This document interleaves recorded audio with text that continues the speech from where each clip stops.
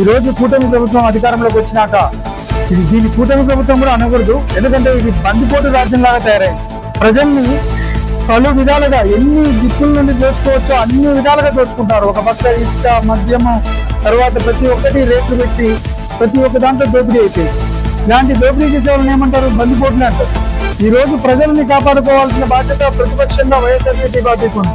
అందుకే ఈ రోజు ఇదొక జగనన్న సైన్యం లాగా ప్రతి ఒక్క కార్యకర్తను కూడా ఈ రోజు తీసుకొని రేపు రాబోయే రోజుల్లో ప్రతి ఒక్క వీళ్ళు చేసే దోపిడీని అరికట్టడానికే ఈ రోజు మన నంద్యాలనే చూస్తున్నాం.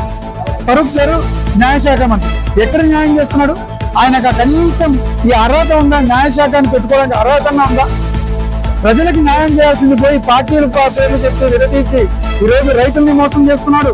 ప్రతి ఒక్క దాంట్లో ఒక సామాన్యుడికి ఏదైనా పెన్షన్ రావాలన్నా ఇంకొకటి రావాలన్నా విడదీయడము, ప్రతి ఒక్కరికి అన్యాయం చేస్తున్నాడు. ముందు ఆయన ప్రజలకు న్యాయం చేయాల్సిందిగా కోరుతున్నాడు.